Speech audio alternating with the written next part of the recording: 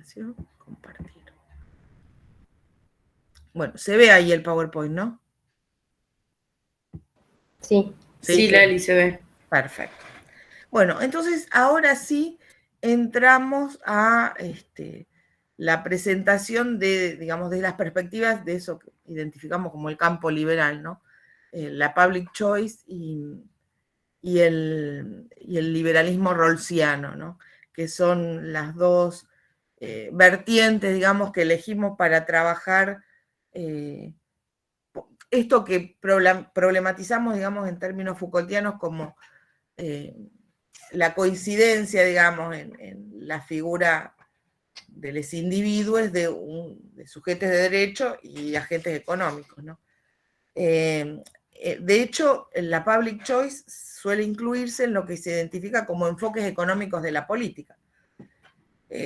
¿Cuáles son los enfoques económicos de la política? Aquellos que consideran que la matriz conceptual de la economía ofrece herramientas para analizar las prácticas políticas. ¿Por qué? Porque cualquier acción humana orientada por el cálculo estratégico puede ser abordada con los instrumentos conceptuales y teórico-metodológicos de la política. Acá hay una referencia que después vamos a hacer cuando trabajemos las vertientes neoliberales más adelante, que es la de Gary Becker. Gary Becker decía algo así como que justamente, digamos, toda acción humana sometida a cálculo, digamos, toda acción humana que suponga, digamos, que los individuos no responden aleatoriamente a las modificaciones del entorno, sino que hay, digamos, patrones de respuestas que están ligados, a la existencia de un cálculo estratégico. Bueno, son acciones que pueden ser abordadas, analizadas, pueden ser iluminadas, digamos, con el bagaje conceptual de la economía, ¿no?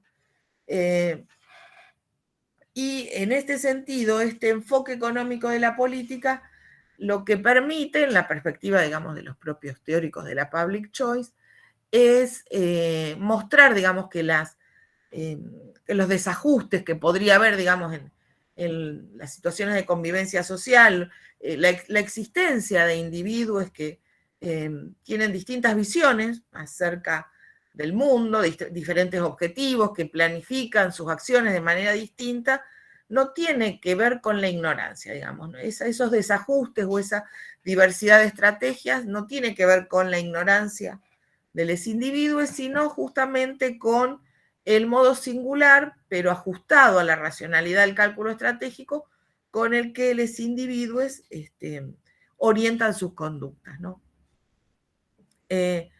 Esto, digamos, tiene por objetivo, de alguna manera, cuestionar o mostrar la debilidad de los enfoques que presuponen para la acción política sujetos colectivos, ¿no? De hecho, bueno, en la introducción de Buchanan y Tallock se hace referencia explícita muchas veces al marxismo, ¿no? Digamos, el planteo sobre la ideología como falsa conciencia, ¿no? Y la necesidad de, por ejemplo, la lógica de las vanguardias, ¿no? La necesidad de que haya una vanguardia que muestre, que haga visible aquello que los actores no son capaces de ver. Tiene que ver con este presupuesto, digamos, que si los actores digamos, orientan sus acciones de manera diversa, heterogénea, contrapuestas entre sí, bueno, en realidad es porque no son conscientes de cuáles son los efectos de sus prácticas, no tienen en claro hacia dónde los conducen sus prácticas, y por lo tanto cualquier tarea, digamos, de iluminación ideológica es una forma en algún sentido, ¿no? de reconciliar, digamos, a los individuos con la verdad de sus prácticas, una verdad que les era ajena, que no alcanzaban a comprender, ¿no? Bueno, en la perspectiva de la public choice, no, la gente tiene perspectivas diversas, posiciones diversas, obra distinto, no por ignorancia, sino porque cada uno orienta sus prácticas de acuerdo con objetivos que son diferentes y que responden a un cálculo estratégico, ¿no? ¿Cuál es la concepción de individuo, de individuos que subtiende, digamos, esta perspectiva de la public choice? Bueno, para empezar, los individuos presentan diferencias tanto en la esfera privada como en la esfera pública o social, ¿no?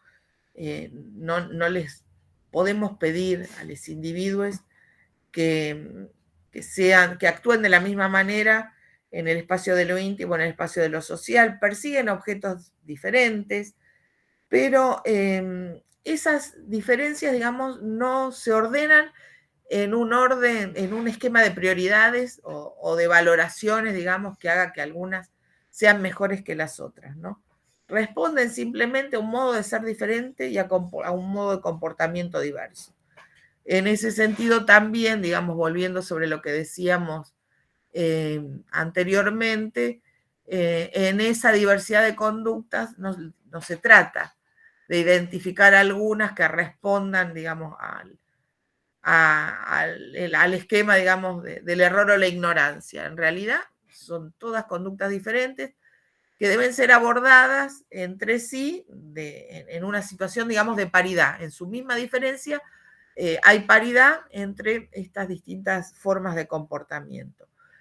Igualmente, la public choice presupone un individuo medio reconociendo, ¿no?, que esto es una construcción, que es una construcción que tiene una base empírica, que resulta de la observación, pero que no deja de tener elementos arbitrarios, ¿no es cierto?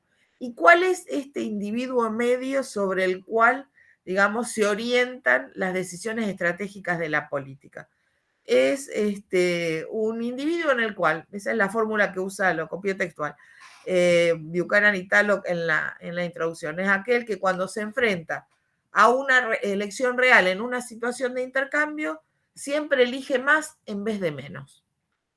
Esto tiene que ver con una matriz subjetiva presupuesta, ¿no?, en esta concepción de individuos, en la cual los humanos no solo son racionales y calculadores, sino que son adquisitivos, digamos, se mueven con una lógica adquisitiva, ¿no? Y en esta lógica adquisitiva, obviamente, entran en relaciones de competencia, porque en muchos casos esa adquisición, esa lógica adquisitiva, apunta a bienes que son finitos y que por lo tanto, digamos, se someten al interés, al deseo, a la búsqueda, digamos, de una multiplicidad de individuos, pero son incapaces, digamos, no hay posibilidades, no es que sean incapaces, no hay posibilidades de que esos bienes finitos satisfagan a todos por igual, por eso, digamos, esta lógica adquisitiva propia de la matriz subjetiva que presupone el liberalismo, también implica, ¿no?, ubicar a los individuos en relaciones de competencia continua. Esto me interesaba plantearlo porque después, cuando analicemos el liberalismo y el neoliberalismo a partir de lo que se suele caracterizar como la grilla conceptual Foucaultiana, una de las cuestiones que va a aparecer es esto que decía, creo que al principio, ¿no?, que bueno, que en realidad hay, digamos, una cosa es pensar el liberalismo como teoría o el neoliberalismo como teoría, otro es pensarlo como estrategia gubernamental, y en términos de estrategia gubernamental, el neoliberalismo tiene como palanca, digamos, punto de apoyo de la palanca de gobierno, dirá Foucault,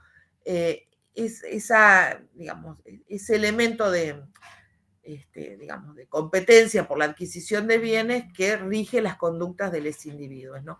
Para gobernar, el neoliberalismo, va a decir Foucault, no solo no quiere eliminar la competencia entre individuos adquisitivos, sino que además les sirve. Es un punto de apoyo de la palanca gobernante, digamos, de la palanca gubernamental, ¿no? Si gobernar es, de alguna manera, fijar límites a las acciones posibles de hombres y mujeres, de individuos, la competencia, digamos, el hecho de que los individuos compitan entre sí es un elemento que fija límites, digamos, que sirve, ¿no?, para que existan algunas fronteras, algunas barreras, algunas restricciones en los comportamientos humanos, ¿no? Entonces, la idea es esta, ¿no? Hay un individuo medio representativo que Buchanan y Talo reconocen que es una construcción, pero que, digamos, se podría definir con esta frase. Cuando la gente está en situaciones de intercambio, en general prefiere obtener más en lugar de menos, ¿no?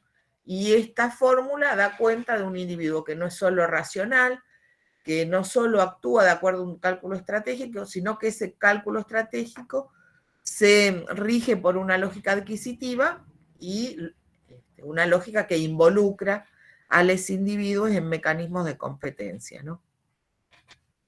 Ahora bien, esta concepción del individuo anula cualquier posibilidad de pensar acciones colectivas.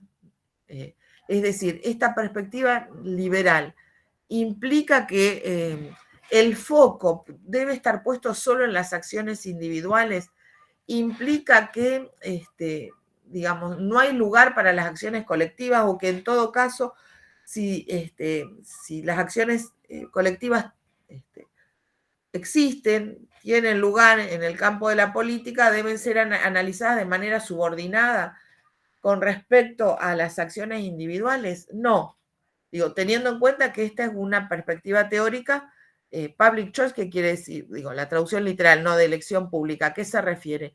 A los criterios con los cuales se orienta el proceso de toma de decisiones en aquellas esferas de lo público en la cual los decisores, digamos, aquellos que forman parte de los cuerpos institucionales del Estado, digamos, a la hora de regirse para tomar decisiones que afectan al conjunto de lo público, deben encontrar un principio orientador que es un principio, un cálculo utilitario, ¿no? Que tiene que ver con, bueno, el cálculo costo-beneficio, ¿no?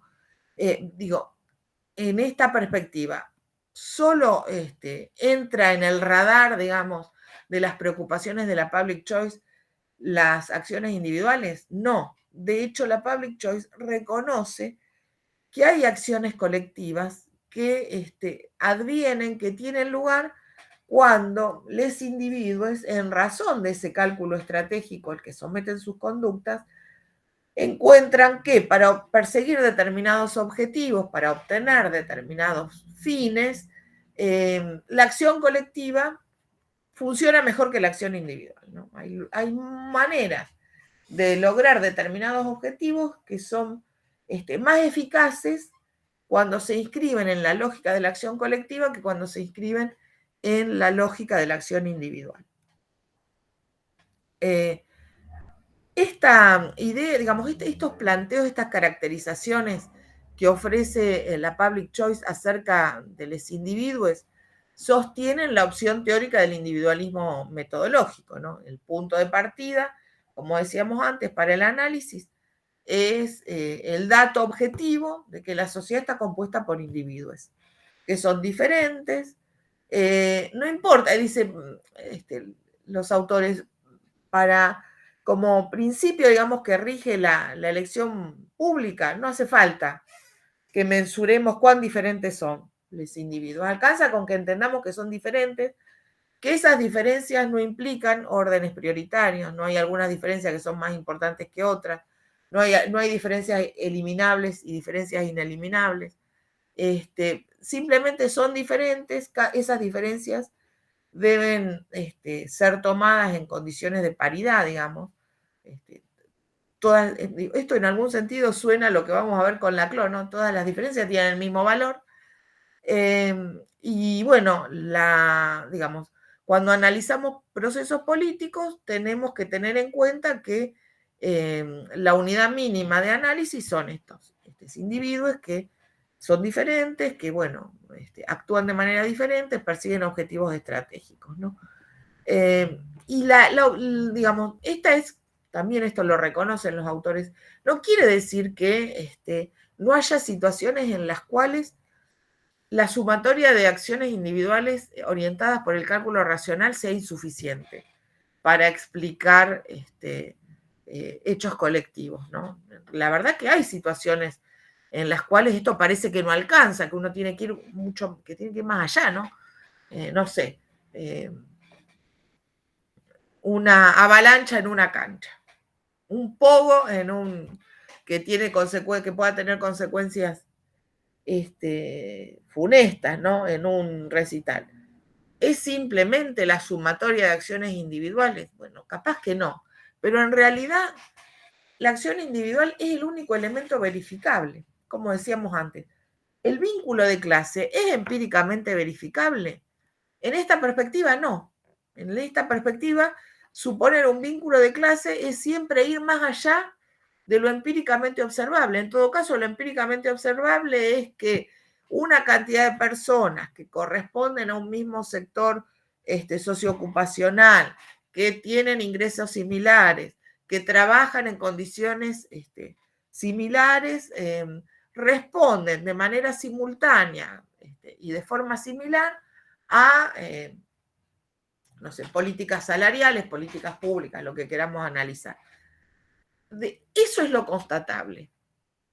El vínculo de clase es inconstatable entre la simultaneidad, y la semejanza de algunas reacciones, la similitud, digamos, de la inscripción en la estructura socioocupacional de algunos individuos y la presuposición de que ahí hay una clase, hay un salto que la empiria no te puede permitir cubrir. Este es el argumento de esta perspectiva, ¿no? Por eso la opción metodológica es tomar la acción y la decisión individuales como punto de partida, porque es francamente el único elemento empíricamente verificable y contrastable.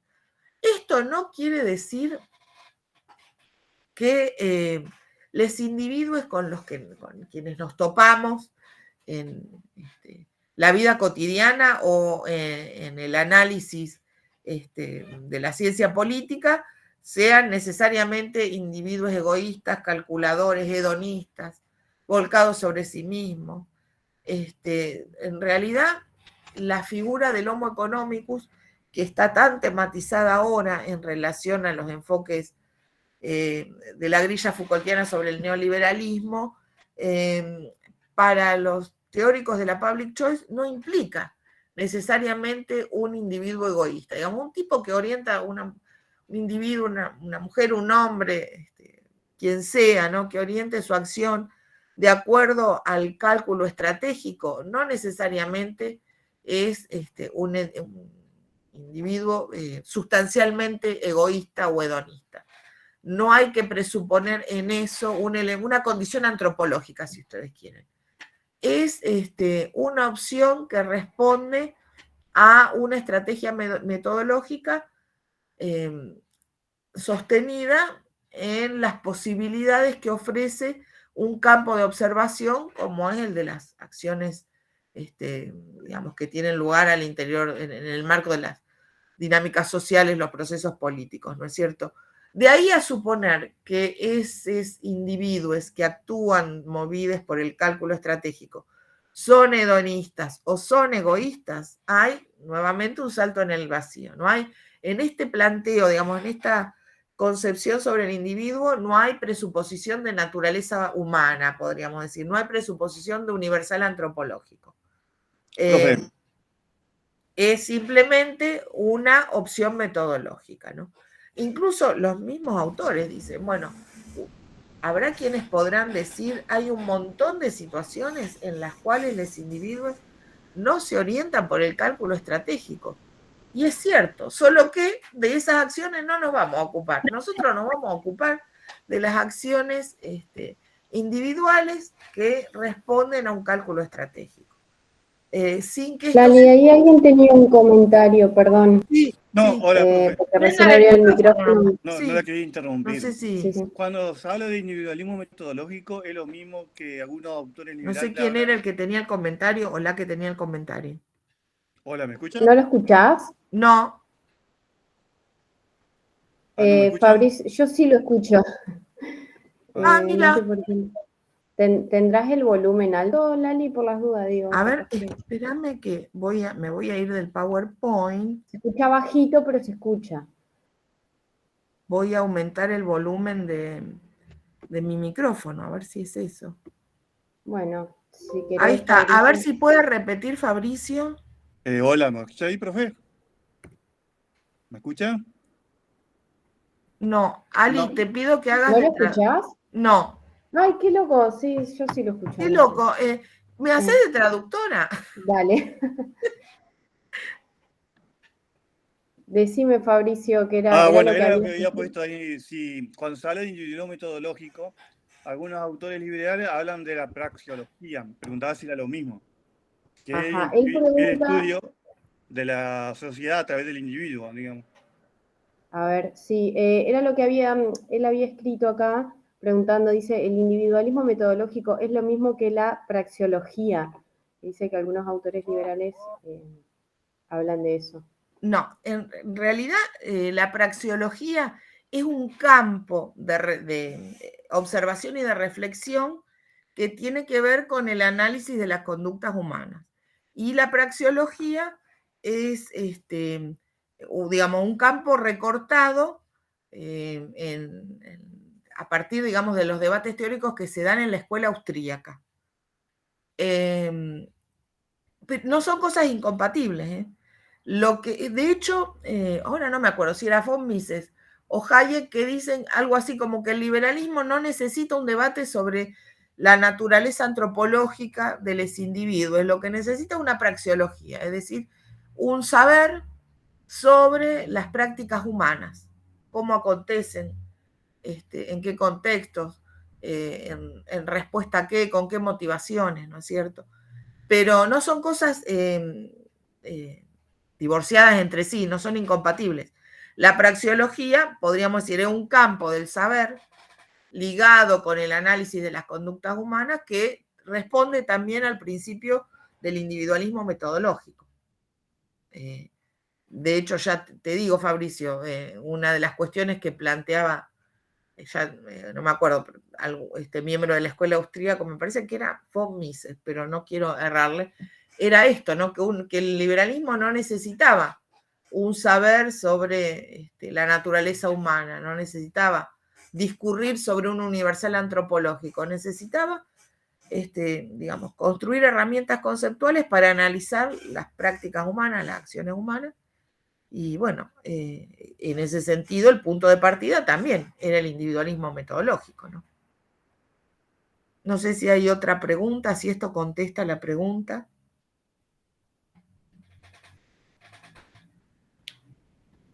Sí, dice Fabricio que sí, ok, bueno.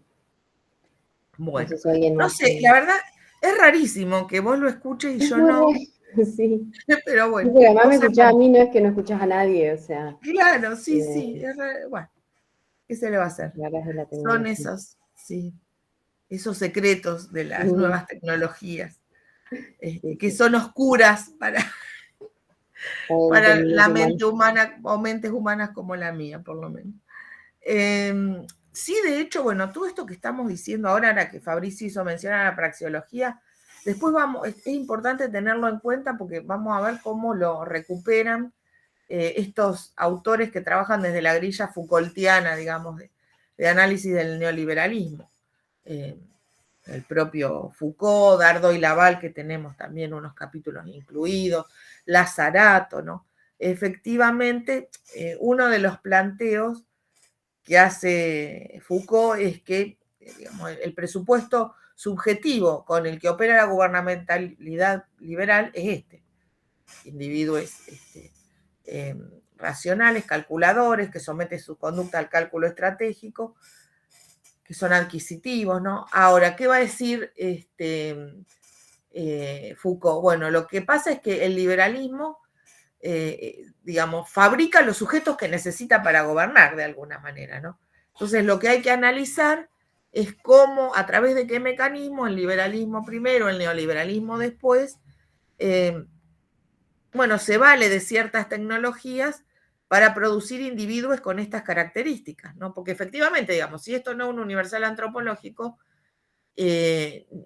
no es un dato sociológico tampoco, digo, cuando Foucault reconstruye el debate sobre la necesidad, digamos, de definir un principio de autolimitación para el gobierno en el marco del liberalismo clásico del siglo XIX, él dice, bueno, sí, digamos, se presupone un homo económico, un sujeto con estas características, y bueno, si no lo encontrás no es un dato de la realidad, lo fabricás.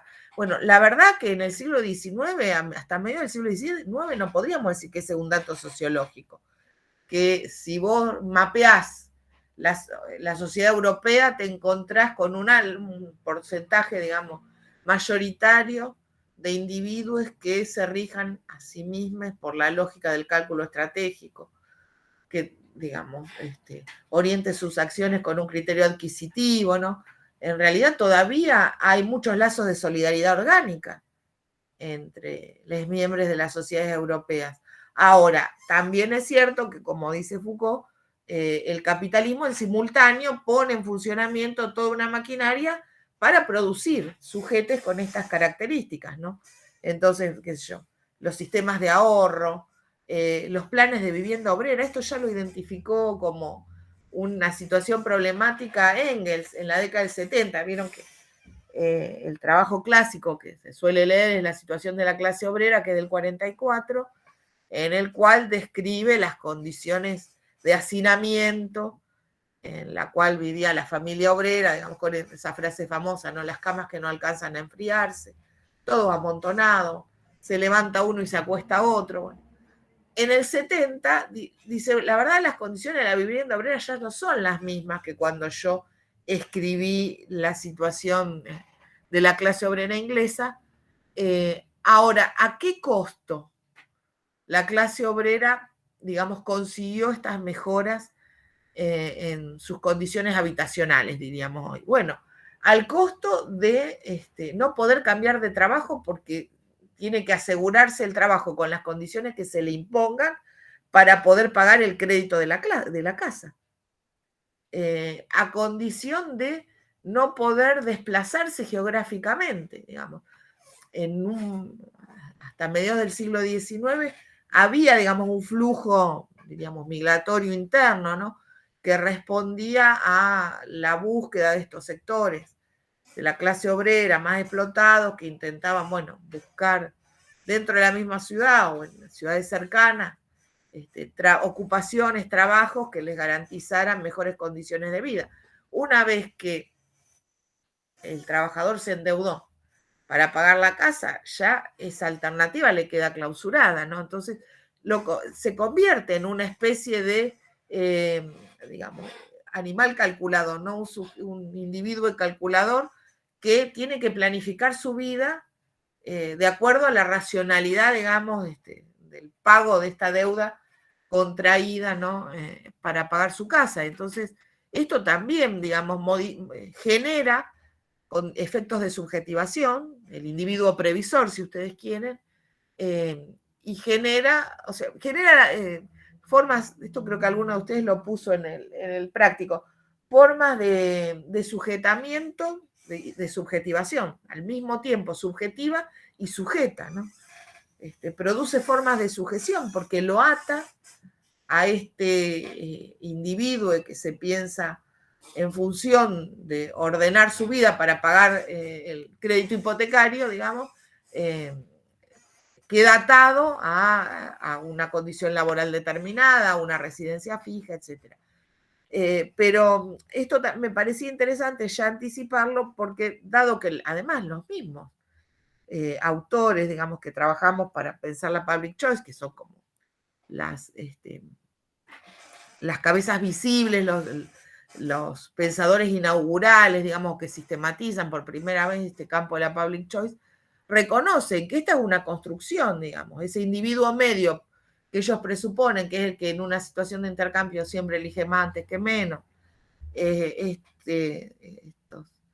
estos individuos que orientan su acción de acuerdo con el cálculo estratégico, persiguiendo justamente siempre obtener más que menos, son una construcción, digamos, que no siempre se encuentra en la realidad, ¿no? A lo mejor en la realidad ¿Cuál será el promedio? ¿Cuál será la mediana? ¿Será el tipo, los individuos empeñados en acumular, en adquirir, en consumir, o será la mediana estará más cerca del tipo de la gente, no sé, de que atada por lazos solidaristas, con compromisos que implican entrega para mejorar la vida del colectivo en el que viven? Bueno, no lo sabemos, digamos.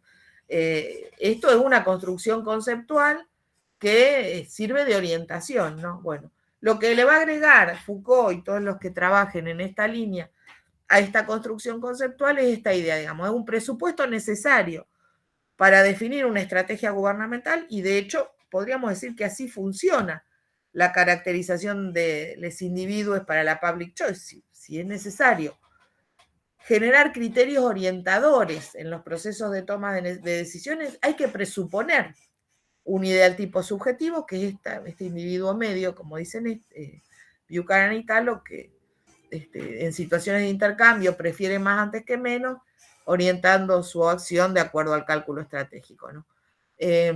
Ahora bien, lo que le va a agregar Foucault es que si ese es un presupuesto necesario para, digamos, construir una estrategia gubernamental, la otra pata de la estrategia gubernamental es fabricar individuos con estas características cuando no los encontramos, digamos. Cuando la sociedad nos muestra individuos con otros rasgos que no tienen que ver con la lógica adquisitiva, etc. Igual es importante tener en cuenta esto que decíamos antes. El individuo calculador no necesariamente es un individuo egoísta para Buchanan y Talon, ni hedonista, no es que está todo el tiempo pensando en sí mismo. No sé, incluso esta es la frase que usan los autores, digamos. El individuo calculador no necesariamente es un individuo negado al altruismo. Puede perfectamente involucrarse en acciones altruistas, pero bueno, el presupuesto con el que trabaja la public choice es el del individuo calculador, adquisitivo, etcétera, ¿no? ¿Y qué es el Estado en relación al individuo? Esta es otra cosa que también me parece muy interesante para discutir con las versiones más contemporáneas del liberalismo y del neoliberalismo.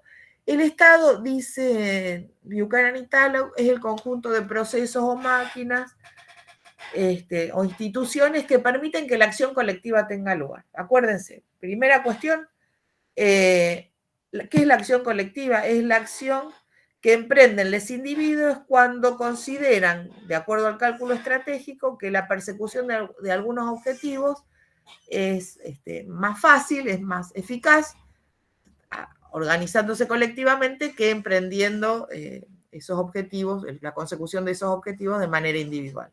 ¿Y qué es el Estado? Es lo que permite, digamos, organizar la acción colectiva, es lo que permite que la acción colectiva tenga lugar.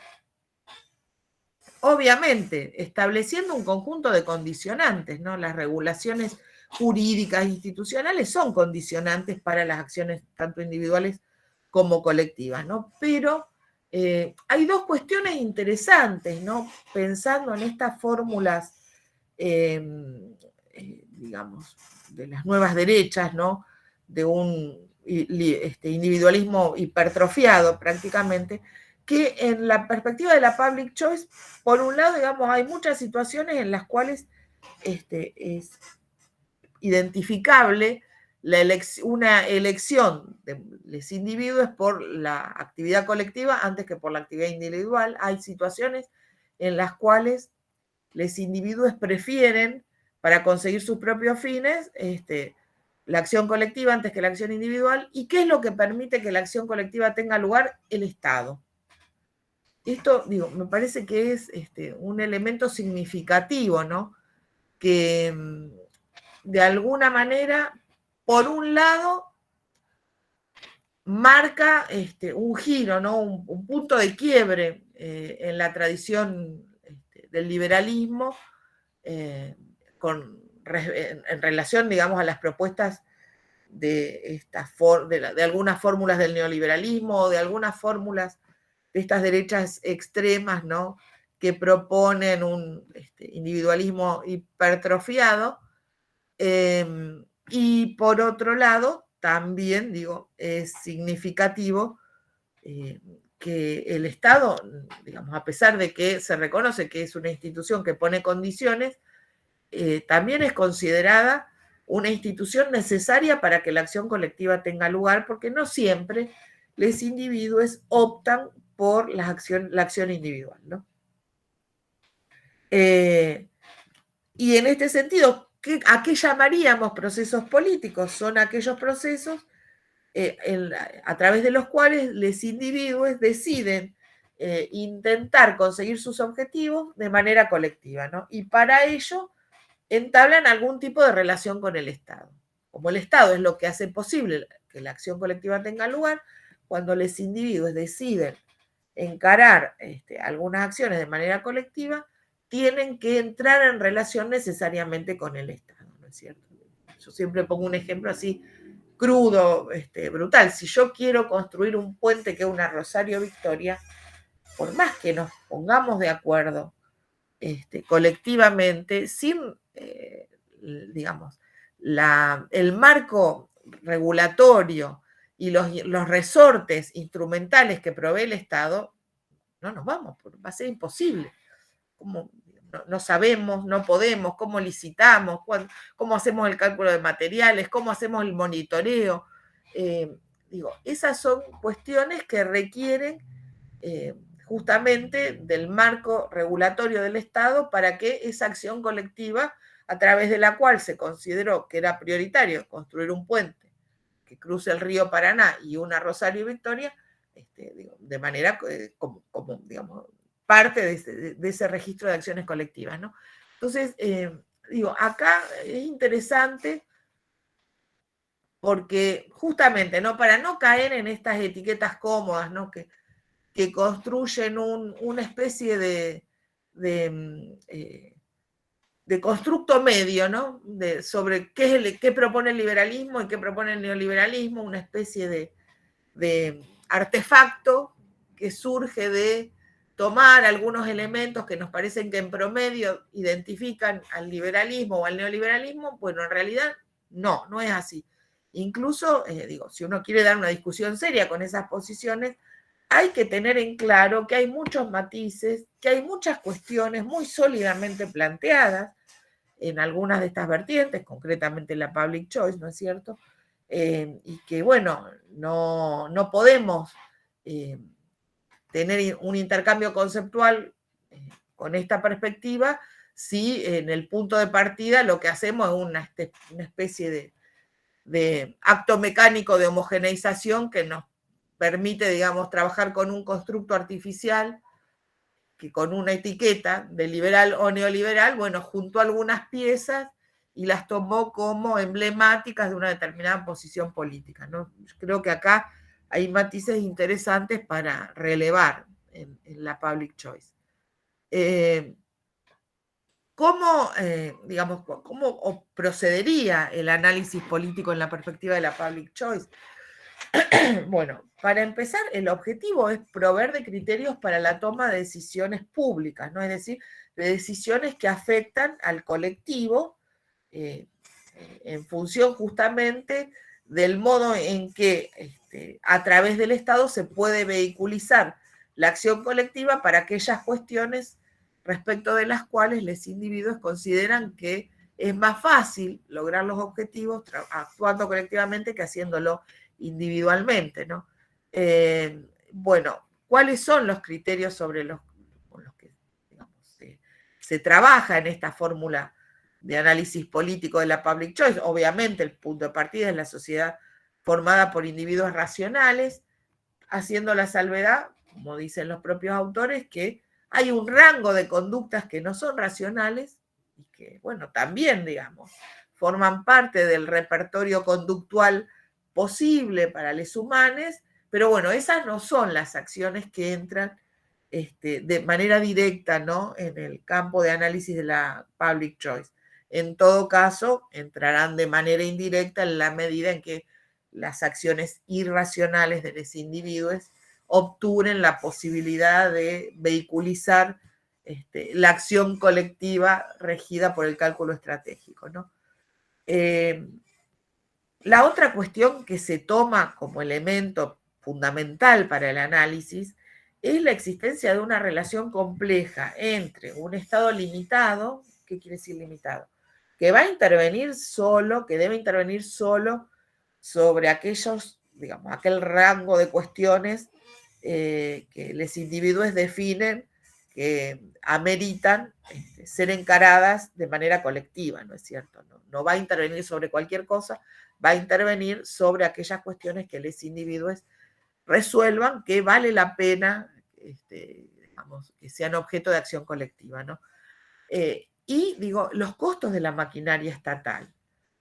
Acá hay un cálculo de costo-oportunidad, ¿no es cierto?, en la definición de estrategias políticas, porque cualquier forma que encuentre el Estado para vehiculizar la acción colectiva implica poner en movimiento una maquinaria institucional que tiene costos, ¿no? Y que de alguna manera, por otra parte, es ineliminable, ¿no?, a la hora de darle forma institucional a esos objetivos colectivos, que por otra parte no necesariamente son universales, digamos.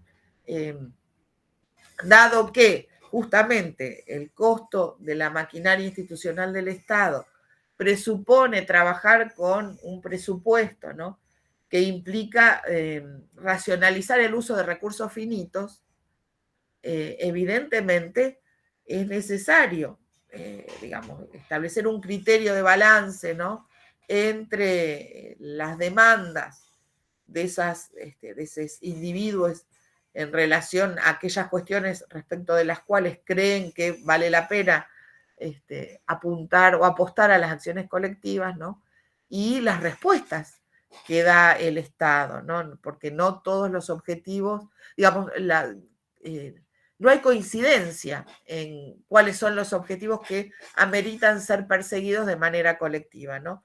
Efectivamente puede haber quienes crean que, no sé, la salud no es un objetivo que amerite formar parte de esa agenda de cuestiones de acciones colectivas, ¿no?, inscritas en el marco de las regulaciones estatales, y otros que sí.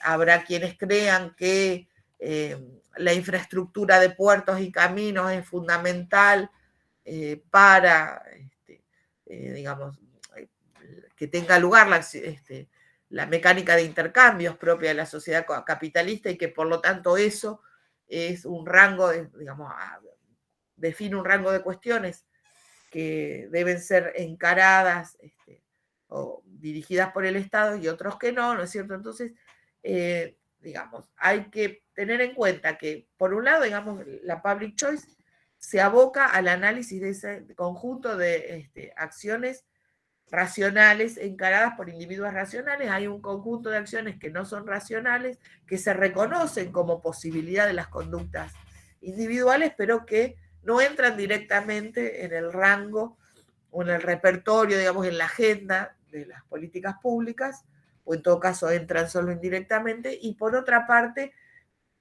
la necesidad de establecer criterios, principios que definan, digamos, cómo articulamos, cómo equilibramos, digamos, los costos de funcionamiento de la maquinaria estatal con la vehiculización de esa acción colectiva que no necesariamente coincide en los fines, digamos. Digo, en el marco de la sociedad, probablemente la mayoría coincida, a lo mejor, digo, creo, en que es necesario el Estado para orientar la acción colectiva. Ahora, ¿para qué es necesaria? Digamos, ¿en qué ámbito vale la pena apostar a la acción colectiva? Tal vez no es, digamos, no hay coincidencia, no es un estándar universal, y por lo tanto ese también es un criterio que debe funcionar, o digamos, un marco problemático que debe funcionar para, digamos, orientar el proceso de toma de decisiones, ¿no? En este sentido, hay dos elementos fundamentales en el planteo conceptual de la public choice. Por un lado, es el recurso a los modelos lógicos, básicamente las teorías de los juegos. Las teorías de los juegos son unas teorías en sí mismas que ameritarían que las trabajemos, digamos, porque han tenido un desarrollo conceptual con modelos matemáticos que me exceden absolutamente, debo decir, y por lo tanto, digamos, es mezquina la atención que le presto, porque bueno, porque en realidad justamente para la public choice tiene una función instrumental. ¿Cómo calculamos el efecto positivo o negativo que va a tener una política pública en función de las demandas societales, ¿no es cierto? Y bueno, presuponemos un escenario en el cual los actores en plena disponibilidad, depende del tipo de juego en el que estemos pensando, ¿no? En los juegos en los cuales, digamos, hay juegos en los cuales los actores están en disponibilidad de toda la información necesaria para definir sus elecciones, y hay otros en que solo conocen parcialmente la disponibilidad de información, ¿no? Pero bueno, eso para la public choice es un instrumento, no es una forma para definir criterios orientadores. Bueno, estos actores en conocimiento de esta información, no sé, acerca de una política pública destinada a construir una usina hidroeléctrica. Bueno, saben que digamos, los va a beneficiar porque, digamos, va a generar un flujo eléctrico que va a impedir, no sé, los cortes de luz en el verano cuando hace 40 grados de calor y uno quiere ponerse el aire acondicionado y se encuentra con que no hay luz, ¿no es cierto? Pero al mismo tiempo sabe que para hacer esa represa hay que inundar el pueblo donde vive. Y en esta ponderación de cuestiones en juego, ¿qué va a elegir?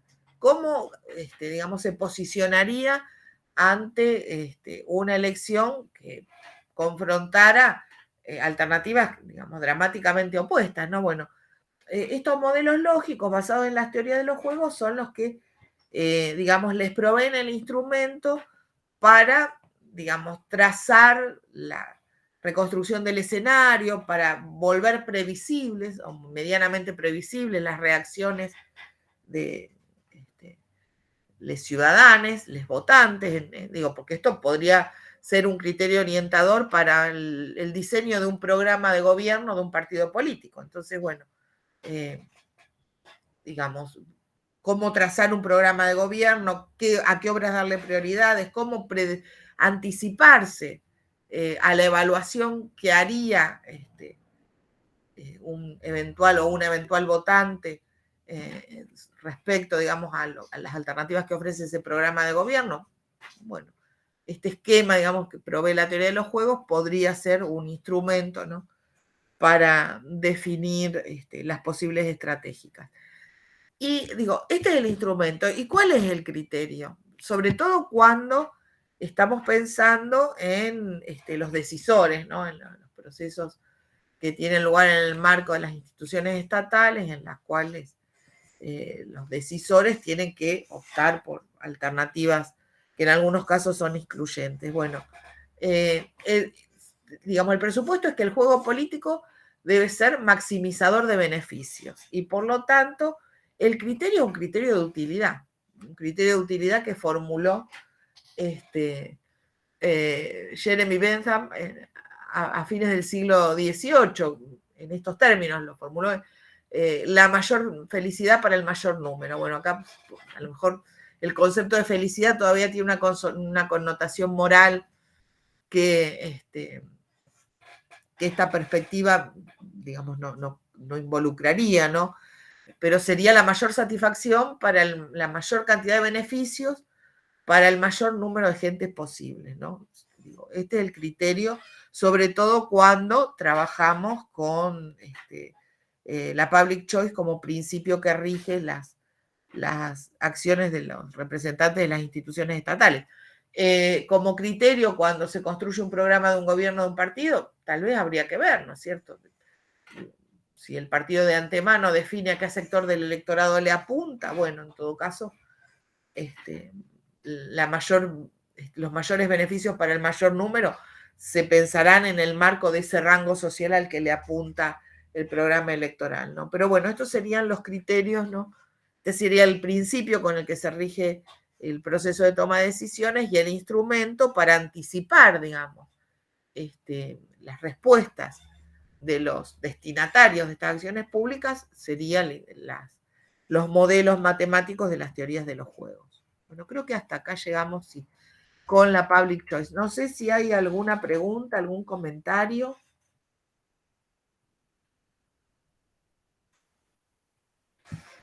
Bueno, No, Leli. seguimos entonces, en todo Hace caso. un tiempo. ¿Escuchás ahí, Lali? Escuché, pero se me cortó. Hola, hola. Ahí sí, Natalie, ¿te escucho o mal? ¿Me escucha? Sí, se escucha. ¿Me escucha ahí? Sí, sí, ahí te escucho. Bueno, no, pensaba con respecto a lo de las políticas de vivienda, generalmente, esto del estado limitado y los costos. Últimamente pienso también que estamos en semejante problemática de déficit de vivienda y el tema de que cada vez hay más inquilinos, con todo lo que eso significa, pensándolo en una lógica neoliberal también, porque genera individualismo en el sentido de esto de tener que trabajar todo el tiempo para poder pagar un alquiler. También no se construyen lazos solidarios con la idea de vecino o volviendo con la idea de, por ejemplo, de hogares obreros, ni barrios de obreros no hay ya, no se suelen ver. Y también siempre me llama la atención, la verdad que no lo he estudiado, el tema de la política de procrear, cómo nosotros, en mi caso, siempre hemos levantado la política de procrear, pero no fue encarnizada, es más, generalmente fue utilizada por una clase media alta que a veces no se hace tan carne de esa política, ni la defiende, ni nada por el estilo. Pienso esto en el estado limitado y los costos, y bueno, una reflexión nomás. Eso está re bueno y además pensaba, ahora que mencionabas esto, ¿no?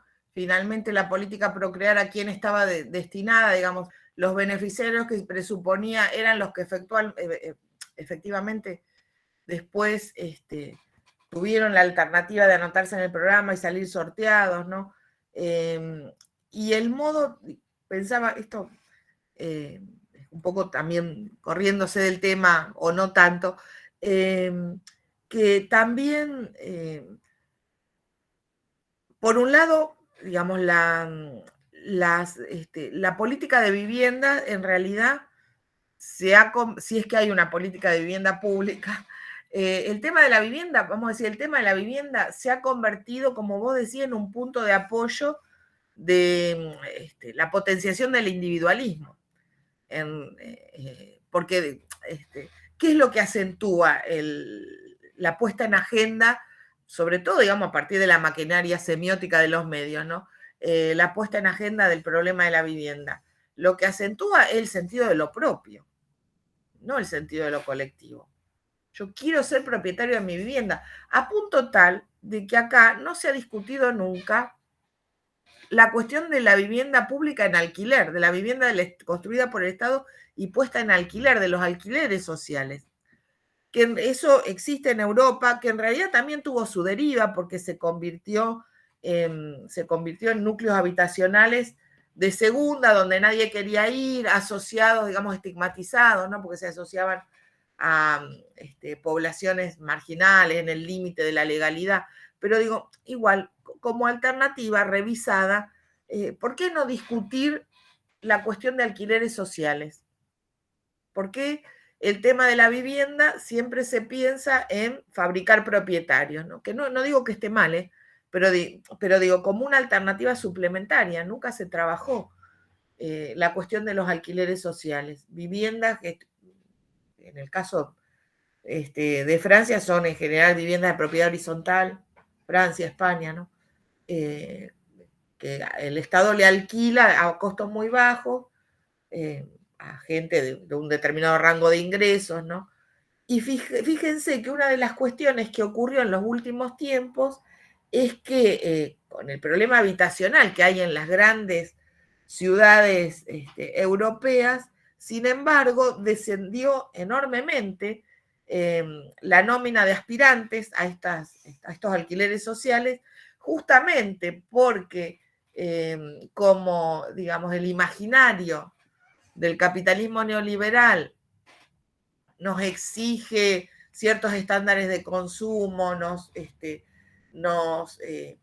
adscribe a una determinada lógica de jerarquización que tiene que ver con el mecanismo tradicional burguesiano de la distinción, ¿no? Nos distinguimos del otro porque vivimos en tal lado, porque usamos tal cosa, porque tenemos tal marca de celular, qué sé yo.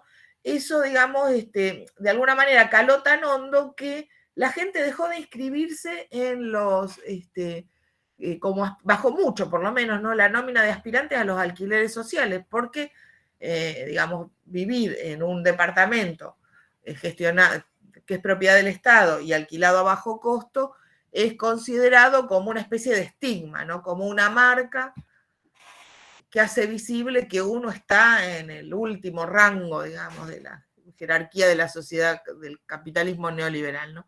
Entonces, eso también es interesante para pensar, bueno, por un lado, la reversibilidad, diría Foucault, táctica y estratégica, ¿no? de las prácticas, ya sean discursivas o extradiscursivas en este caso, y el modo en que muchas veces, por un lado, las políticas de viviendas pensadas para solucionar déficits habitacionales en poblaciones más vulnerables, en realidad benefician a unos sectores que no se hacen carne, como vos decís, de la defensa de esa política, que acentúan además el deseo de lo propio, digamos, acentúan una forma de autoidentificación subjetiva que se resuelve en la posesión de algún bien, básicamente una vivienda, ¿no? Y por otro lado, cómo han sido clausuradas otras alternativas que están disponibles en otras sociedades y que, bueno, que merecerían ser discutidas, pero que también, digamos, han generado nuevas formas, ¿no? de jerarquización y de estigmatización que bueno, que muestran, si ustedes quieren, la potencia performativa, digamos, de los estándares del capitalismo neoliberal, a punto tal de que la gente prefiere compartir entre 5 un departamento de 2 ambientes antes que anotarse para un alquiler subsidiado por el Estado, ¿no? No sé si esto se me ocurrió a raíz de lo que vos decías, Natalie, no sé si le aporta a la discusión, pero bueno, en todo caso, digamos, pensando en la perspectiva de la public choice, ahí habría que ver, digamos, si con este marco, en términos instrumentales, ¿no? Si uno le aplicara este marco interpretativo, ¿no? a las políticas públicas, habría que ver en la lógica del diseño del plan Procrear, cuál fue el juego político maximizador que se puso en acto, cuál fue el criterio, digamos, cómo pensaron el criterio, digamos, de utilidad en función de qué segmento social, ¿no? Y bueno, si los resultados realmente respondieron, más allá de que obviamente fue un programa exitoso y que le resolvió el problema de vivienda a mucha gente, si efectivamente, digamos, resolvió, digamos, el problema habitacional en el segmento social que más lo necesitaba, ¿no? Que más vulnerable es a las, digamos, a la concentración del mercado inmobiliario. Yo, Sí. o sea, acotando, agregando por ahí, yo creo que no, o sea, si bien ayudó a montones de sectores de la población, ya poder ingresar o adquirir una vivienda, digamos, te tenía que establecer en un piso que capaz que vos no podías acceder o no tenías los recursos suficientes, o sea, dejaba por fuera mucha población que realmente la necesitaba, pero tampoco contaba con los recursos para poder acceder porque sus ingresos eran demasiado bajos o no estaban formalizados en el mercado laboral, lo que implicaba que no asegurar esa cuota que se pedía por mes, digamos. Yo lo veo desde ese punto. Sí, ayudó, pero la población por ahí más vulnerable capaz que no era eso lo que necesitaba, o Claro. capaz que no se apuntó mucho, o capaz que se pensó de diferentes focos, decir, bueno, una clase media que necesita una vivienda se la vamos a poder facilitar, por así decirlo, y la clase un poco más pobre que se encuentra en estratos más bajos, necesita otras cosas como el aseguramiento de una canasta básica y demás. Claro, sí. O a lo mejor esto de los alquileres sociales, como Claro. Como existe en Europa, rediscutiendo, ¿no?, las bases, los principios, para que no se vuelva como en Francia, que se llaman comunas, estos edificios y en esos lugares, o cités, le dicen cités a porque en realidad se ubican en general en los suburbios de la población, en la periferia de las ciudades, ¿no? Y al final una nueva forma de estigmatizar. Nadie va a buscar cuando va a buscar un trabajo dice que vive en estos edificios de propiedad pública con alquileres sociales porque no lo toman, porque pues, lo identifican con digamos, narcomenudeo, tratantes, de prostitución, robo. Entonces, realmente es un problema difícil, ¿no? ¿Con qué criterio diseñar una política pública de vivienda que bueno, sea realmente inclusiva, ¿no?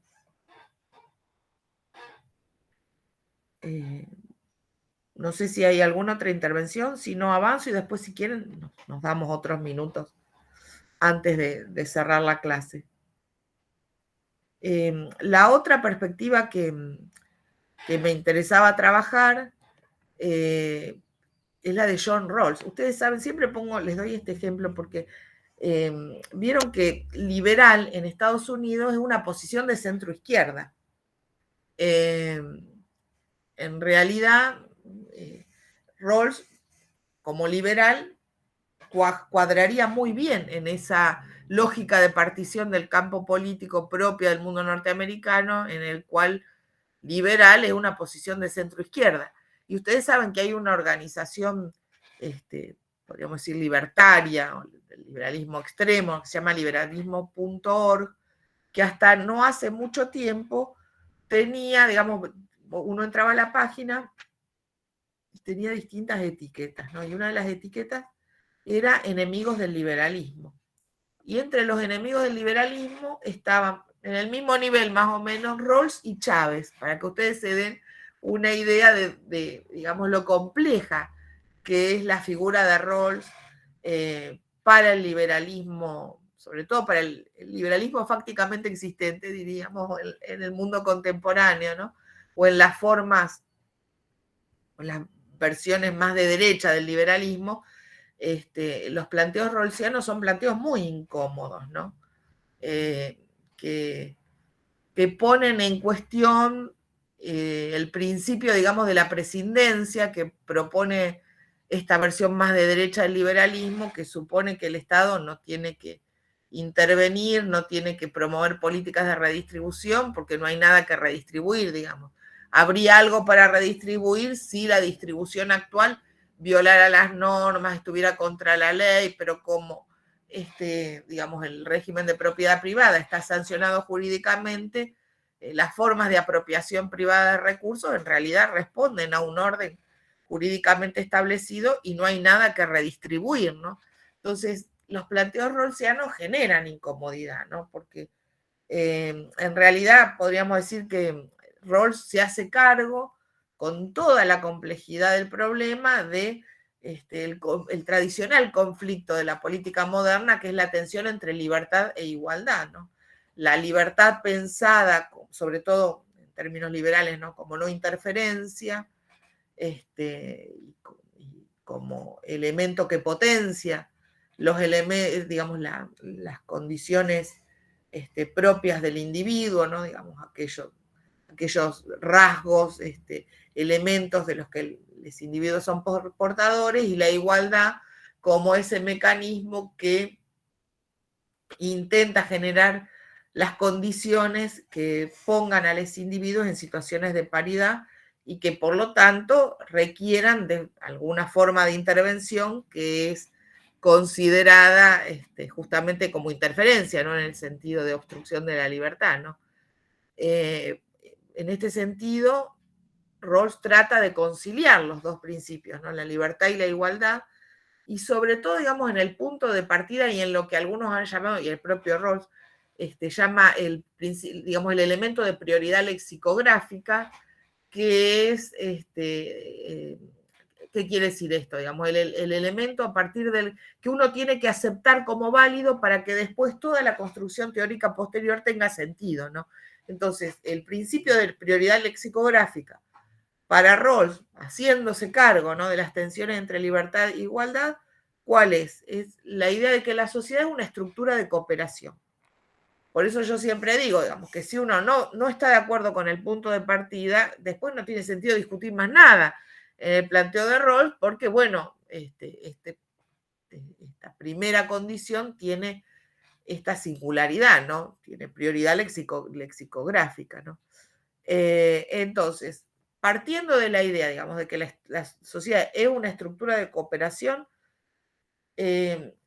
la idea de justicia rawlsiana, digamos, una idea política de justicia, no una idea moral, dice él, es decir, no tiene que ver con filosofías omnicomprensivas, con visiones de mundo, es una idea política de justicia, es decir, una idea construida a partir, podríamos decir, digamos, de la lógica agonística, no es esta la palabra, digamos, que usa, pero sí podríamos decir que es producto, digamos, de los intercambios que se producen en el marco de la política y que implican, digamos, que se basan en dos principios, ¿no? El primer principio es que cada persona debe tener, esto yo se lo simplifiqué, no está textual, pero bueno, más o menos esta es la idea, ¿no? Debe tener acceso al mayor grado de libertad posible, compatible con el mismo grado de libertad para todos los demás. Este es el principio, digamos, el primer principio de esta idea de justicia como equidad, que después vamos a ver cómo se construye. Y el segundo principio es que solo se toleran aquellas diferencias relacionadas con cargos y posiciones, por un lado, digamos, sobre la base de que haya garantías de iguales posibilidades de que cualquiera que quiera acceda a esos cargos, y además con el único objeto de beneficiar a los más desaventajados.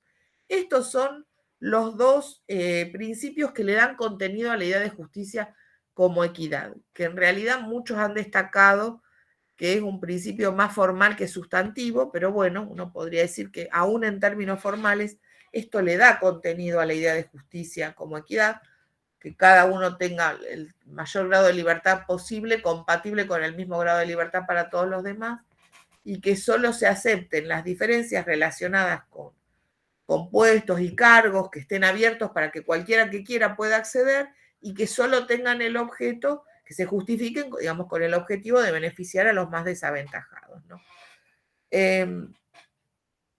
El otro elemento fundamental que forma parte, digamos, que integra esta construcción conceptual rawlsiana, es la idea de que el sujeto político es una persona. ¿Qué quiere decir persona? Persona en realidad es como un principio de atribución formal, digamos, en el derecho público y privado de Occidente, ¿no? Y como principio de atribución, la persona, ¿qué características tiene? Tiene facultades morales e intelectuales forjadas a través de una cultura pública, entendida, digamos, como ese fondo compartido de valores, ideas, principios, ¿no?, que implícitamente todos reconocemos como válidos. En este sentido, digamos, es interesante para pensar la relación entre sujeto y política, ¿no? Porque, bueno, se trata de un sujeto justamente en el cual se le reconocen facultades morales y racionales, pero no como, digamos, como un universal antropológico, ¿no? Como un presupuesto, un a priori, que tiene que ver con la naturaleza humana, sino que son facultades morales y racionales forjadas en la cultura pública, es decir, que solo son inteligibles en el marco de la sociedad de pertenencia de aquellos individuos a los que consideramos personas, ¿no? Y que tienen que ver con ese fondo compartido de valores, ideas, creencias, ¿no? Y el otro elemento fundamental es la idea de una razón pública. Razón pública que es ese mecanismo del razonar en conjunto de todos los ciudadanos en el foro público acerca, digamos, de los elementos que tienen en común, que ofrece, digamos, las alternativas propicias para la resolución de problemas, la toma de decisiones, ¿no es cierto? Acá hay una cuestión también muy interesante en Rawls, que no me acuerdo si lo puse más adelante, por eso lo digo ahora, que es que Rawls diferencia entre lo racional y lo razonable. Lo racional tiene que ver con el uso instrumental de esas facultades racionales, ¿no? Mientras que lo razonable tiene que ver con aquello que está de acuerdo a esta lógica, digamos, de intercambio, estas situaciones de interlocución, podríamos decir, dialógicas, en las cuales los individuos discuten en el foro público, y bueno, en base a estos principios de libertad, igualdad, tolerancia, ¿no? Entonces, bueno, una pregunta que se suele hacer jugando con el mismo léxico rawlsiano es, por ejemplo, ¿es razonable tolerar la intolerancia? ¿Es razonable dentro del marco, digamos, de las reglas que establece ese foro público, tolerar a aquellos que no toleran la diferencia, por ejemplo? Esta es una cuestión vital, ¿no?, para el debate político contemporáneo. ¿Cuál es el límite, no? Digamos, ¿cuáles son aquellas cuestiones que deben quedar afuera del debate público y cuáles son aquellas cuestiones que el debate público no puede eludir? En este sentido, el concepto de persona, digamos, Rawls define algunos elementos que tienen que ver con la condición política del ciudadano, ¿no? Es un miembro normal y plenamente activo, pero además es cooperante, digamos, a lo largo del ciclo de su vida en esa sociedad en la cual se, digamos, forja esas facultades morales y racionales que lo caracterizan, ¿no? No hay una concepción metafísica de persona, digamos, persona no es, como decía antes, un universal antropológico, es una criatura artificial construida ad hoc, cortada a la medida del argumento, dice Rawls en relación al modo en que él trabaja con este concepto. Es una conceptualización ad hoc para pensar las características que debe tener ese ciudadano, esa ciudadana, esos ciudadanos que participan en el foro público, ¿no? Y, digamos, la representación política de la persona, que equivale a la representación política del ciudadano, ¿qué cuestiones debe tener en cuenta en el plano de la política? Por un lado, digamos, debe tener en cuenta una cierta concepción de bien que es singular, que, bueno, que se puede alterar a lo largo de la vida y en relación a la cual, digamos, es necesario construir, bajo la fórmula, ahora lo vamos a ver, del consenso traslapado, ¿no? También un concepto a la medida del argumento, ¿no? Bueno, una concepción de bien que pueda, digamos, definir ese umbral mínimo de acuerdo, ¿no?, entre individuos racionales y razonantes. La persona como ciudadano, además, es la fuente autoidentificatoria, dice él, de exigencias válidas. ¿Qué quiere decir?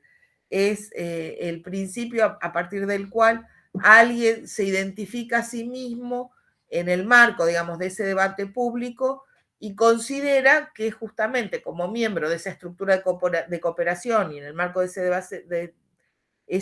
debate público, perdón, está autorizado, habilitado para exigir algunas cuestiones que deben ser aceptadas como válidas por el resto, ¿no? Yo, como persona, puedo exigir que se respete, no sé, mi derecho a una muerte digna, pongamos, ¿no? Y a rechazar cualquier forma de saneamiento terapéutico que prolongue artificialmente de mi vida. Esa es una exigencia válida. Tiene que ver con cómo yo me autoidentifico como persona, con aquellos principios que yo sostengo y que me involucran a mí directamente. Por lo tanto, yo puedo pedir, no sé, puedo reclamar que se regule la eutanasia. ¿Por qué? Porque en definitiva, digamos, la eutanasia no obliga a nadie a elegir ser desconectado, no sé, cuando no hay más expectativas de vida, de una vida digna, ¿no? Y digamos, y esa puede ser considerada por mí una exigencia válida por el modo en que yo me autoidentifico como persona, ¿no?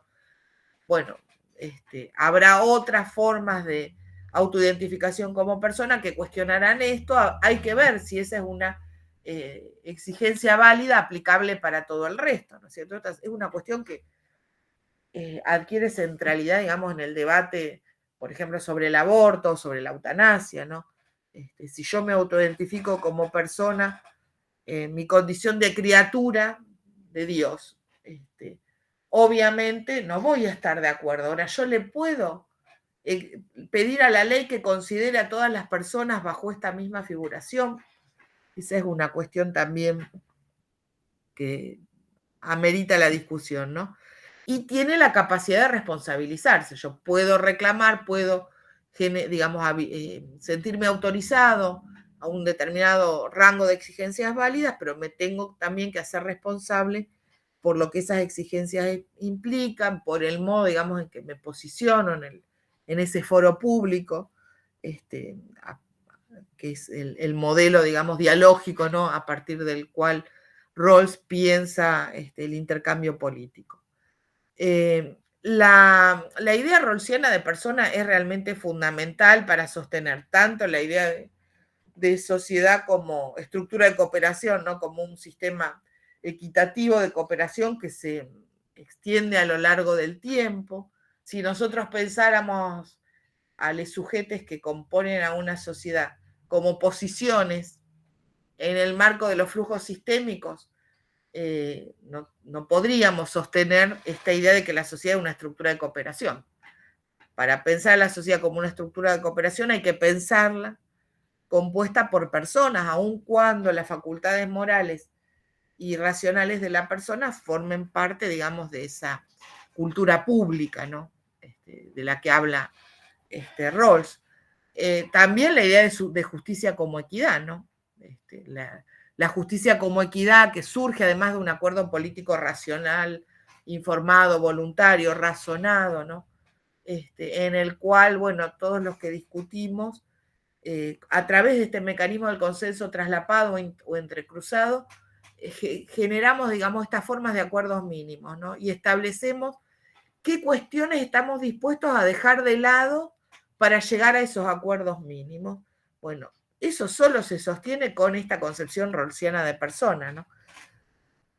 Y también el otro, digamos, elemento conceptual clave, ¿no? Para abordar la configuración de la sociedad como una estructura de cooperación, que es esta idea de la posición original y el velo de la ignorancia, ¿no? Que son un mecanismo hipotético del que se vale Rawls para pensar justamente, digamos, la conformación o la mecánica de funcionamiento de la sociedad como estructura de cooperación. Digamos, algunos hablan de un neocontractualismo rawlsiano porque él, digamos, se figura una instancia de acuerdo que no tuvo ningún origen histórico, no puede ser situada históricamente, pero que surge de digamos, la capacidad de las personas de razonablemente pensar en una posición original en la cual no sabríamos con qué recursos contaríamos, qué posición ocuparíamos, ¿no?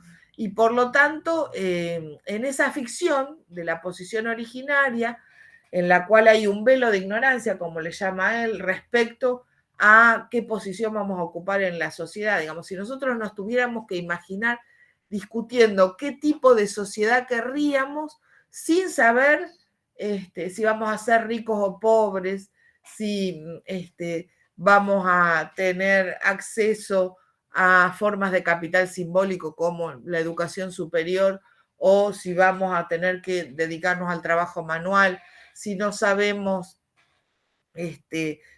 si vamos a vivir en el campo o en la ciudad, si vamos a tener una vivienda digna o vamos a tener que vivir hacinados, perdón. ¿Qué elegiríamos? ¿Qué tipo de sociedad, qué reglas de convivencia social elegiríamos?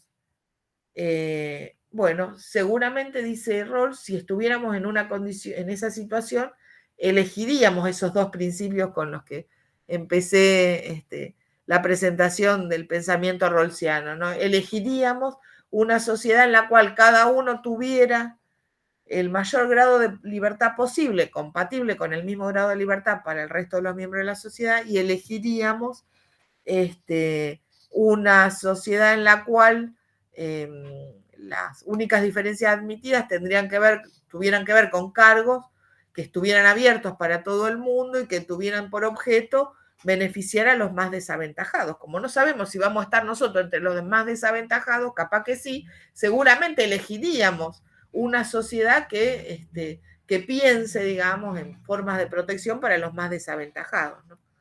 Bueno, esta es la presentación de los dos autores que ustedes tendrían que tomar para la próxima clase, ¿no?